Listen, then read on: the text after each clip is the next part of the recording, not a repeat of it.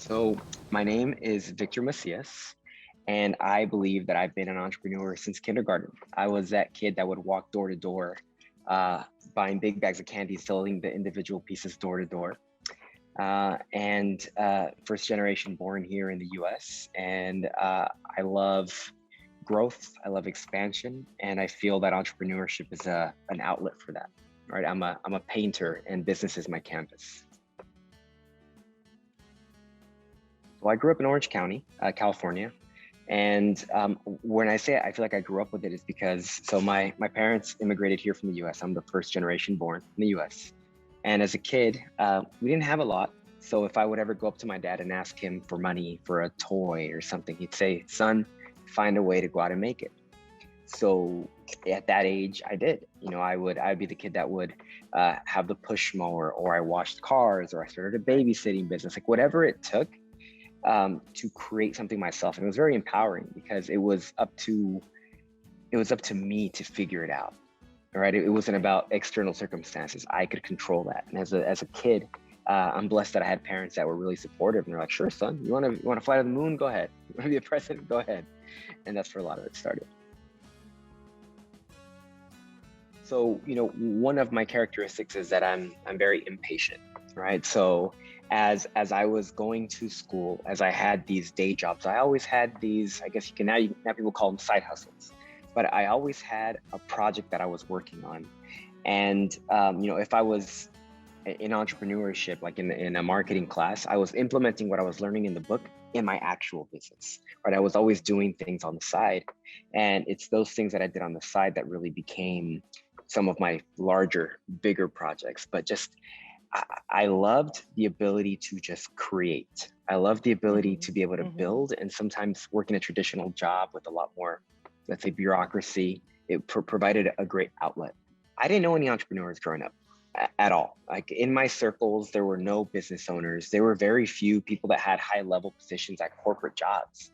So all I knew was I want to build a business. So what I would do is I would go to bookstores back when actual bookstores were a thing. And, and I would read for free.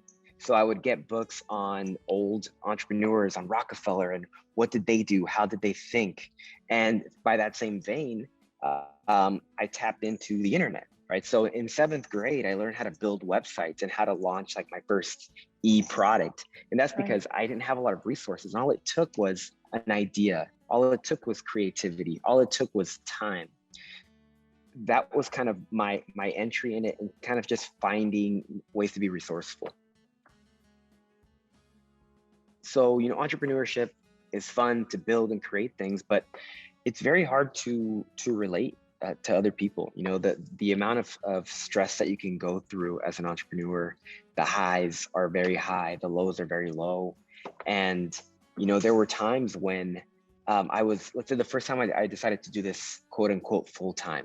I was super excited. I controlled my time, I controlled my schedule. And then I would be sitting there on a weekend and realizing everybody else has a day job. Like I'm here. It was hard to connect with somebody, having to let go of employees when you're trying to keep the business afloat. How do you connect with anybody with that? So I learned tools to cope, meditation, journaling, a lot of other ways to help. But, being an entrepreneur can definitely be lonely.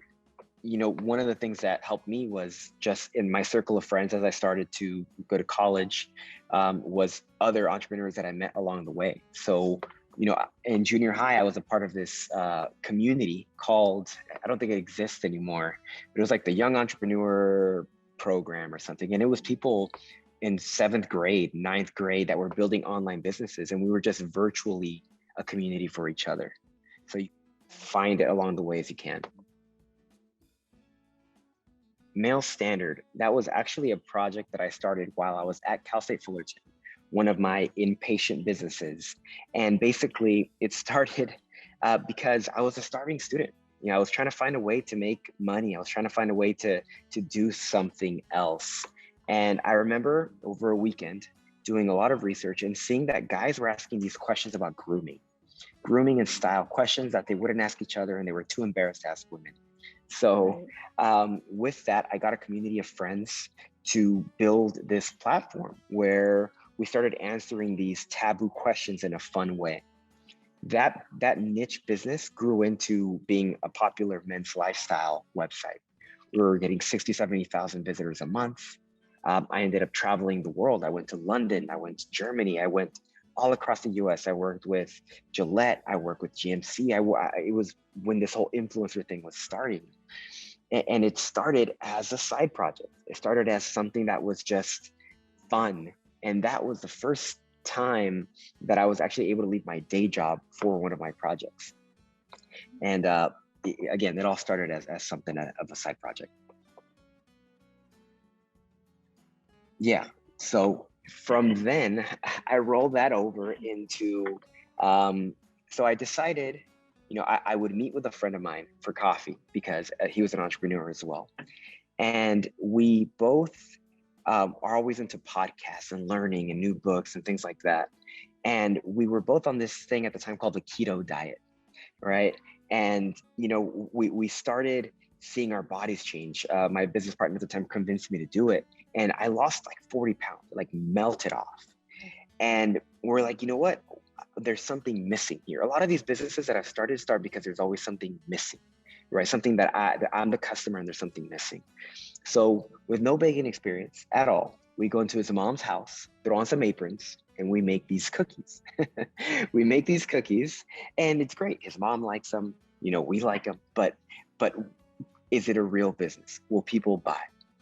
And from that, I decided to use some of the online marketing things that I had learned, and people started buying. Like we had a goal. I think we said if we sell 15 orders, we've got a business. And I think we sold like 25 or 30 within like a couple of days. Like, okay, we've got something here.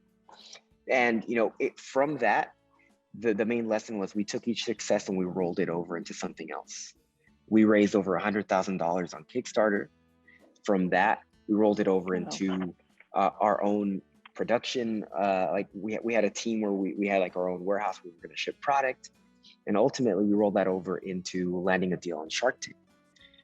So, it was kind of the success that built upon, and it was, people that I met along the way, my network, my community that really made that big difference each step of the way. So one of the things that was unique about Shark Tank is we knew that the odds were very low, but rather than just being happy to be on the show, we wanted to play to win, right? And what does it look like if you must win, if you must get a deal? So rather than hoping that things were going to go perfect, we planned for things to go as wrong as they could, right? How can I feel the fear, the anxiety that I might feel and still perform and still crush? So my business partner and I would do a couple of things. We created a mock stage of what it would look like. We would drink espressos, we would chug coffee, and we would do sprints around the office and push-ups so that our heartbeat would be racing, and then we would go into our pitch. We left no room for error. Driving, to work every day, I was listening to old episodes of Shark Tank and answering the questions in my head. I don't want to be caught off guard by Mr. Wonderful. Let me answer all of the questions. And, sometimes we'd call each other at 2 or 3 in the morning and launch into our pitch. It was how do you move forward in spite of what you feel? See, a lot of times we want things to be perfect to then act. How do you act when you're afraid? How do you act when you're anxious? And that's one of the big things I took away from that. I think through life, through different challenges, I've learned that life gives you what you need, right? Life works for you, depending on how you want to look at certain situations. So what might seem as something bad now is actually serving you in the long run. So, when we were on the show and we got a deal that at the time made sense and ultimately fell through, that deal shifted the way that we looked at the kind of business that we could build. We built a business that Alex Rodriguez wants to invest in. And because of that, we did certain things. Because of that, we were able to form different partnerships. And because of that, we were able to launch future businesses. So I think it's just, life is going to throw obstacles at you, but that's just what it is. Rather than seeing them as challenging, see them as lessons and see what can I learn and what can I take away from all of this. That was definitely an epiphany, because it's those times when you feel, or at least when I feel the most scared, the most like things are gonna blow up. that when I see the other side, it's the biggest lesson. I'm the most grateful for those moments. I believe that everyone has a superpower. And when you're able to align your superpower, what makes you unique, what makes you great with outside circumstances, that's where a lot of success can happen, however you define success. For me, I had visions and dreams of being an entrepreneur, but it wasn't until I learned how to align that with certain personality traits that I had that things really took off. And it might sound kind of weird to say, but a lot of times that comes from doing what excites you. Doing, it's cliche to saying doing what you love, but if you're doing what excites you, chances are that that's in the realm of what you're really good at because you love what you're good at. So I would say entrepreneurship for me is a way of being and a way of thinking, right? It isn't necessarily having your own business. It's being able to be resourceful. It's being able to create. So there's a term called being an intrapreneur, right? And that's an entrepreneur within an existing organization. You can be an entrepreneur starting a nonprofit. You can be an entrepreneur, doing a startup. It's really about, like I said, it's about being a leader. It's about knowing how to build a team. It's about being resourceful. It's about being able to communicate. If you have those skills, you can apply them across many, many different fields. So I think if we're talking about leadership, I used to think that leadership was something that you were assigned. You are in charge of this team and now you're a leader. What I learned later is you have to be leadership is something you do, it's something who you are. And the way that you're a leader is by taking personal responsibility and seeing those around you as you being responsible for them. So as an example, I have a wife and I have kids. So when I go home and I have a vision for something we want to accomplish, I am the leader for that family because I'm taking responsibility of achieving that goal. You don't necessarily have to be given authority to be a leader. If anything, the best leaders didn't start with authority. It started by just being a certain way. So when we were doing the cookies, in the beginning, I'll be honest, we just wanted to make cookies and build a business that made money. But it wasn't until we met a kid that had type 1 diabetes that could never have a cookie until he tried ours. And we realized, wow, we can actually change the world. And then we thought bigger and we really became leaders because it wasn't about us. And that's the thing. A lot of people connect leadership with me. No, leadership is about we. And the best way is to connect it with something bigger than yourself, in my opinion. Team is similar in the sense of one of the best skills you can have as an entrepreneur is to be an integrator, is to know how to connect different pieces of a puzzle, right? If you're the smartest person on your team, you're in trouble. So being able to persuade, being able to connect with people authentically, being able to be vulnerable, those are all traits that allow you to build a great team around you. Being able to listen to people, right? There's so many people that will have conversations, but they don't actually listen. If you're willing to listen and identify strong characteristics in other people, you can build great teams. One of my favorite tools for doing that is understanding different, doing different personality tests. And, there's all sorts of those personality tests out there. And a lot of times, if you move a person from seat A to seat C, everything clicks. Right. It's really about finding people's strengths and working with them. It's not about resisting. The more you resist things in your life, the harder they get. How do you flow with what's working and make that better? How do you see people outside of you as partners? Right. And growing up, I think one of the biggest things that made the difference in my life was being able to connect with hubs. I call them hubs. So I'm naturally introverted, but I'm able to connect deeply with a few people. Yeah, I'm able to connect deeply with a few core people that are the connectors. And because of those relationships, I've been able to achieve so much. Past professors, mentors, advisors, but all of this comes from seeing other people as partners and providing value to them. So for me, there's resources and resourcefulness. right? Resourcefulness is a way of being, is a way of, if you're dropped off in a deserted island, what do you do? How do you survive? What do you find, right? If we're starting a business with $1,000, how do I turn that 1,000 and turn it into 10,000? That's resourcefulness. In terms of resources, there are so many that are out there now. With Google, with books, with YouTube, the issue isn't finding the resources. The issue is knowing what questions to ask and knowing who to ask. And that's where a lot of people, including myself, have had trouble. It's how do I have the courage to ask? How do I know what questions to ask people? And how do I use what's out there best, towards my goals? So communication or persuasion, being able to persuade somebody to do something maybe they weren't interested in doing before. And I used to see that as a bad thing before. I used to think used car salesman, I'm trying to convince someone to do something. But what I learned was, where is it coming from? So if something is coming from a place of passion, a place of authenticity, then persuading people isn't very hard. I think that a superpower that people might have that don't use is being vulnerable. One of the things that helped me growing up, or that helped me with business, is telling people that I didn't know. So many people walk through life pretending that they know. I would go to people that knew a lot more and say, hey, can you help me? I'm trying to figure something out. And more often than not, people were willing to help. So when you communicate, be authentic, be vulnerable. Be willing to say that you're scared, be willing to say that you don't know, and you will be surprised at how you can actually persuade people. People will want to join you and help you. In my family, as I started to do this entrepreneurship thing and I started to get some successes, I wouldn't talk about what I did. I would kind of keep it in because, okay, let me be humble. Let me just not, I don't want to share too much.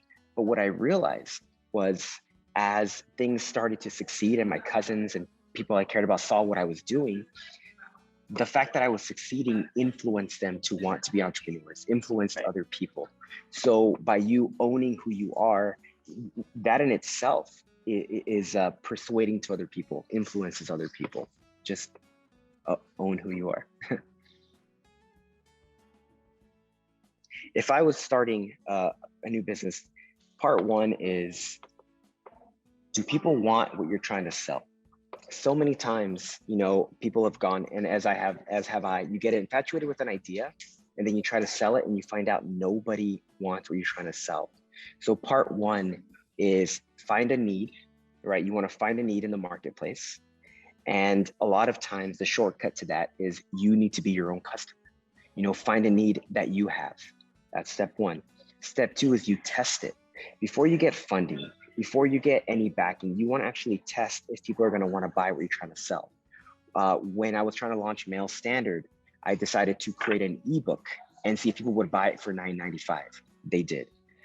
With the cookies, we sold 20 with an advertisement.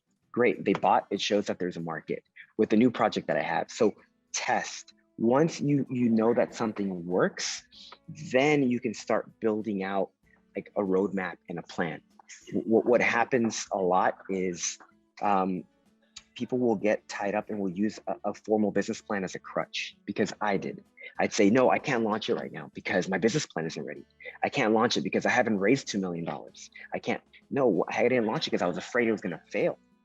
So step one, come up with the idea. Step two, test the idea. Step three, try to market it, create something, a model that can help scale. I think it was Jeff Bezos, and I'm completely paraphrasing, but he has something like, business is the only game, it's like baseball, where all it takes is one hit to score 10,000 runs. The key is just don't strike out, right? So it's okay to go for the home runs. If anything, you should be accustomed. Shark Tank was a home run for us. Had we not swung it, had we not invested a week or two of our time, it would have never happened.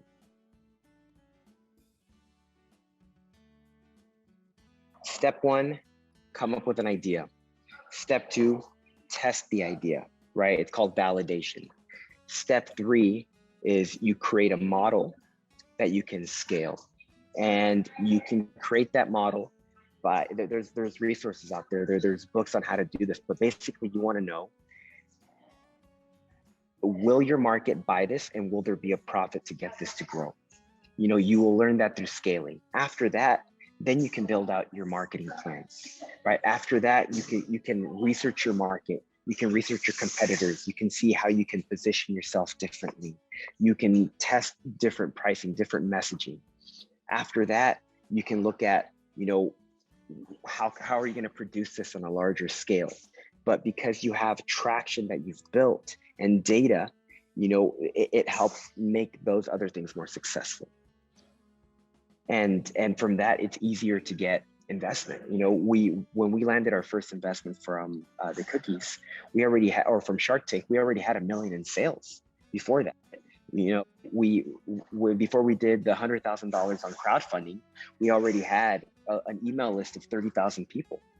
It came from building on that. We didn't have a lot of money. Like, the cookie company started with about $3,000 each that we invested, and that was our investment.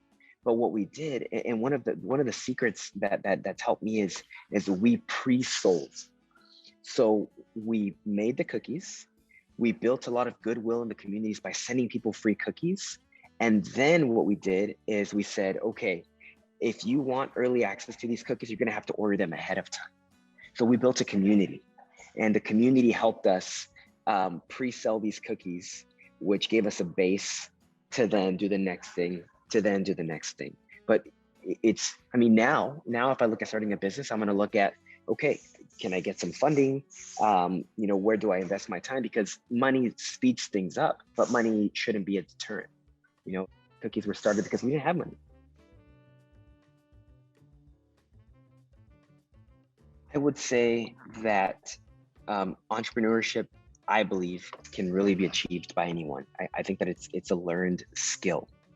I wish that somebody would have told me and pointed me to resources that I didn't know about at the time. So shown me the 4-hour work week, shown me, Peter Drucker, shown me, YouTube didn't exist at the time, but just connected me with